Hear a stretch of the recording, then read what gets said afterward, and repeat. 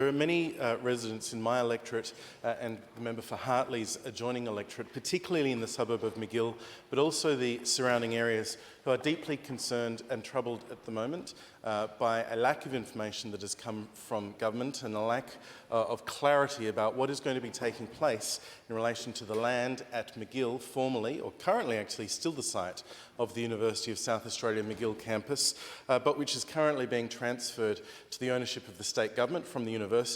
and which the government is yet to make clear what its plans are. Hundreds of local residents in my electorate and the Hartley electorate have already signed a petition to the following extent, sir, and I'll read it out.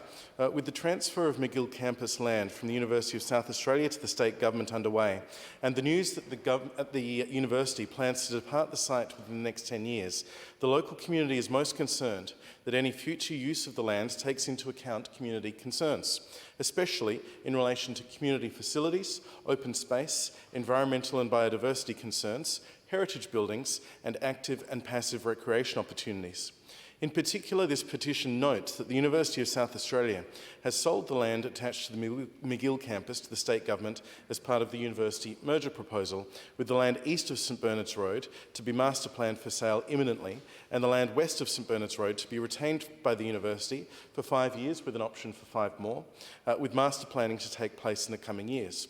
Urges the government to prioritise the retention of open space, given the unprecedented levels of development and infill in the surrounding area over the last decade, particularly under the planning rules that were in place from 2012 to 2019.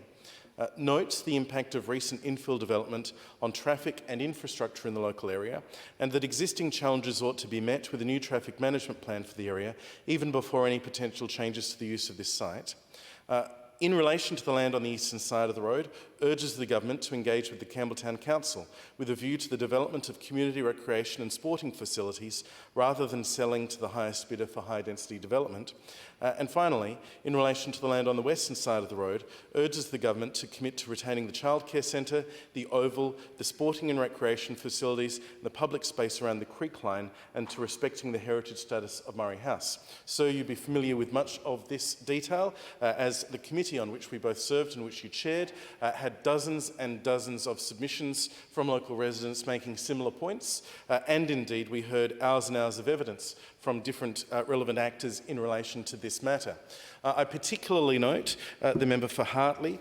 who has, along with myself, been engaging heavily with our local community. And indeed, when challenged on this engagement by the Minister for Planning, which I'll get to in a moment, member for Hartley responded very clearly. The anxiety of local residents comes from the complete lack of consultation or communication by the Labor government about the Magill campus. Not one resident was told the campus would be closed under Labor's merger proposal before the election. We want to see actual consultation, upgraded state road infrastructure, preservation of open space, and an updated road management plan. There's been some positive news, repeated questioning by myself and the member for Hartley in the House, and indeed the recommendation of the committee. The government has given signals that the Community Childcare Centre will be retained. The centre, I note, is looking forward to that,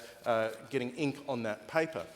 We've had reassurances that the heritage status of Murray House will be retained. But in relation to the land sale, it is very clear that the government has not yet determined that community use will take precedence. It seems instead, by statements from Renewal SA and from Treasury in the committee and in the public sphere, that they will instead be looking for the highest bidder to be sold. And it became very clear that despite Minister Champion accusing in Daly, the Liberal Party, and in particular myself and the member for Hartley, of, and I quote, harvesting votes through community anxiety, wild campaigns against density. I think there are a number of Liberal Party politicians who are out there running campaigns on a site they know is going to remain a university campus for 10 years. This week, it's become clear through FOI documents released by the government under the instruction of the Ombudsman in Daly that it was indeed the Premier's office who changed the language on the map released to the community from its initially early statement of short-term transitional lease at the university earmarked for future development to instead saying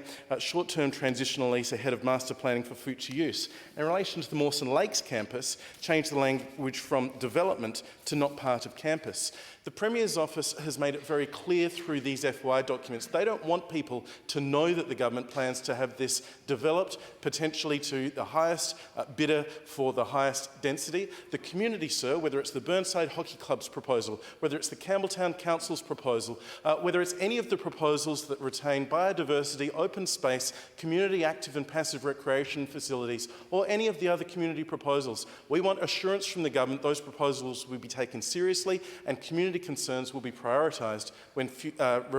Renewal SA eventually undertakes their work on the master plan.